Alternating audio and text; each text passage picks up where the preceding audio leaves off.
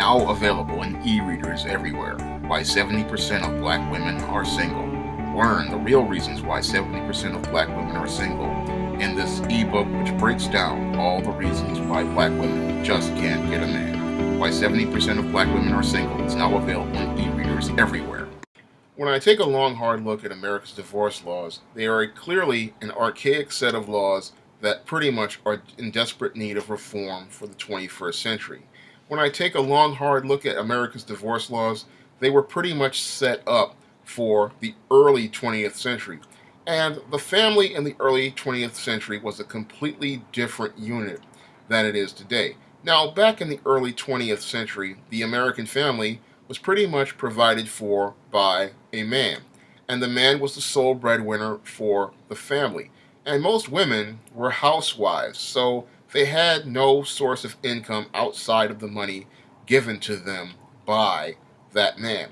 So the divorce laws were designed in a way to penalize men for breaking up their families and to give them an incentive to pretty much stay in a marriage. So those laws pretty much were designed for the eras of the 1930s to about the mid 1960s. And when the feminist movement came and the role of the woman changed, unfortunately, the divorce laws did not change. They changed to a little bit with this no fault concept, which pretty much benefited women, but there was nothing in those laws to pretty much benefit men. And these days, these divorce laws do not benefit a man at all. And as I look at it, these divorce laws pretty much really need to pretty much be balanced out to give more men benefits because the whole role of this whole divorce pretty much benefits the woman. And that's why 80% of all divorces these days are filed by women. And because they are no fault divorces, most women reap lots of benefits at the expense of men in divorce court because the whole system still believes that women pretty much need to have their lifestyles maintained by the men that they're married to. However, we look at the American economy and it's completely different these days. Most women these days work. Most women these days have jobs, and some women make more money than men. So I look at these divorce laws, which talk about giving women spousal support and alimony, and talking about maintaining a woman's lifestyle. And that's something that really needs to be tossed out because if you're the one implementing the divorce, then you understand that your lifestyle is going to change. So if your lifestyle is going to change, then you shouldn't be given spousal support to maintain a lifestyle that you decided to make efforts to change. Moreover, when I look at these child support laws also in the divorce system, they need to change as well because taking away 80% of a man's income to support a woman to maintain her lifestyle, that does not benefit the man at all, especially when the woman is working. If the woman is working, then she can pretty much go back to the lifestyle she had before she got married to this guy. Because if she's the one implementing this divorce, then she should be the one who pretty much sits there and deals with the lifestyle changes that are a part of it. And the load should be shouldered by both the man and the woman. Because if the woman wants to change her life, then she should also understand that as this man's life is changing, she should be made to shoulder most of that load because she's the one saying she wants to change. She's the one who wants to leave the relationship.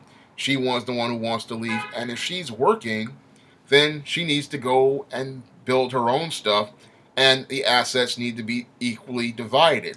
There shouldn't be the guy paying for everything, paying for her spousal support so she can maintain her lifestyle, and then paying overabundant child support, which pretty much drains this man's bank account. There should be some sort of balance so that when there is a divorce, that one partner is not unequally shouldering the economic load of a divorce. And this is one of the things that I see with divorce laws that really needs to be reformed because it does not benefit the man to marry these women because these laws pretty much destroy this man economically and prevent him from being able to even have a life.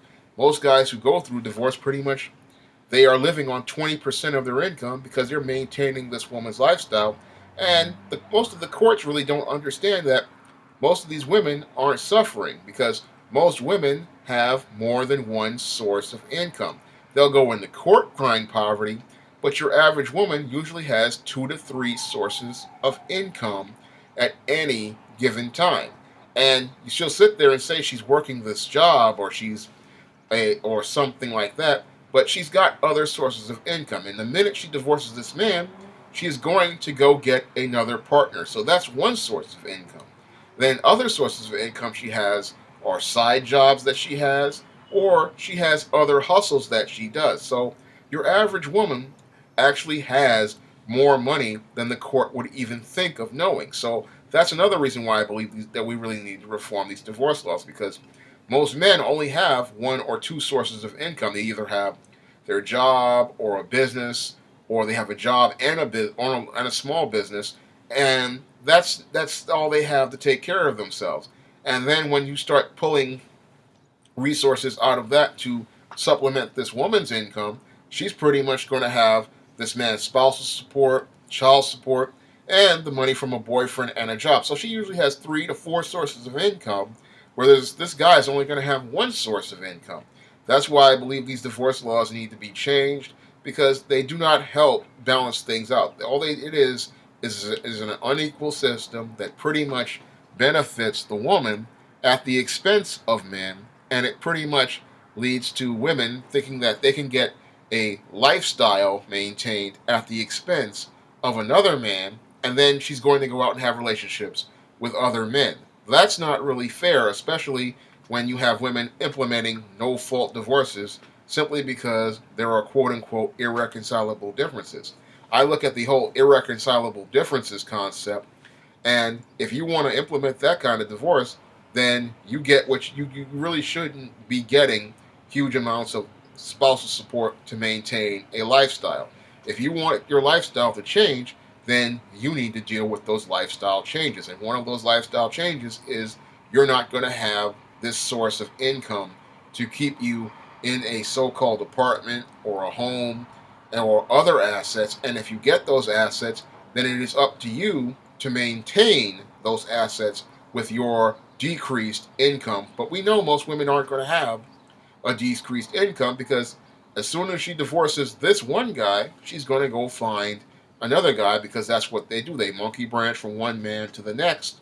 So she should be able to maintain her lifestyle with her own money. It should not be at the hands of the man she's divorcing. And I look at that part of the divorce laws, and that's a part that really needs to be reformed.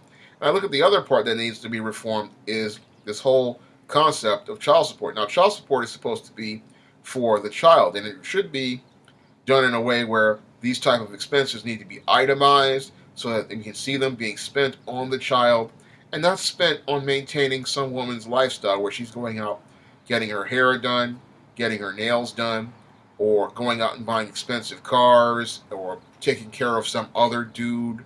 I mean, there should be a way for this to be budgeted and itemized and then dealt with, reviewed over time, sort of like a Section 8 recertification or welfare recertification, so that there is a way to see how these expenses are being spent on the child. Because the whole idea of just giving somebody a check, as I see it, that really needs to stop. Because why should a man just give a woman just a check for the sake of giving her a check? The checks really need to be spent in a way that is for the child. Because I've seen here in the Bronx so many women, they'll go out here and get child support, and it's all spent on expensive sneakers for them, hair for them, nails for them, tattoos for them, expensive SUVs, and the kids are wearing dirty uniforms, run-down shoes, and none of the money is being spent on the child. So I look at these divorce laws, and I look at these child support laws, and they are in desperate need of reform because they do not help men. And when you have an economy and the men pretty much aren't being supported in an equal and balanced way, that's going to lead to a really messed up economy. That's not really going to help the economy grow, because if we do not invest in the men, they cannot invest in America, and they cannot invest in doing things like building businesses, building infrastructure, or building or creating new jobs, because they cannot take care of themselves. And when your men can't take care of themselves, they can't take care of the country. And that's one of the big problems we have with our divorce laws, is that they do not allow men to take care of themselves. They're so busy trying to maintain a female's lifestyle and promote her consumerism that they're not thinking about how the resources are produced and how men relate to producing them. Because we really need to take care of the men in society, and these divorce laws don't allow men to even do basic things like take care of themselves, take care of their health. They pretty much punish men for having a marriage fail, and we really shouldn't be punishing men for making that marriage fail. Because if the woman is implementing the divorce, then there's clearly a fault on her part as well, and she should be made to shoulder the load equally. And that's the big problem with these divorce laws. They're too punitive to men, and they don't hold women accountable for their part in the relationship. And if 80% of women are implementing divorce to get resources, then that really needs to be checked, and accountability needs to be shifted to the woman so that she shoulders an equal portion of the load. As I see it, these divorce laws, they're archaic, they're outdated, they're focused on housewives, and we really need to make these laws change so that they can deal with today's modern career woman and her part in these relationships, and hold her equally accountable for her part, and make sure that she's paying her part equally in this divorce, and that her assets are equally divided in that divorce, and to make sure that if she wants to change her lifestyle, then she has to deal with a reduced source of income. That's all I have to say for this video. You can comment, rate, and subscribe.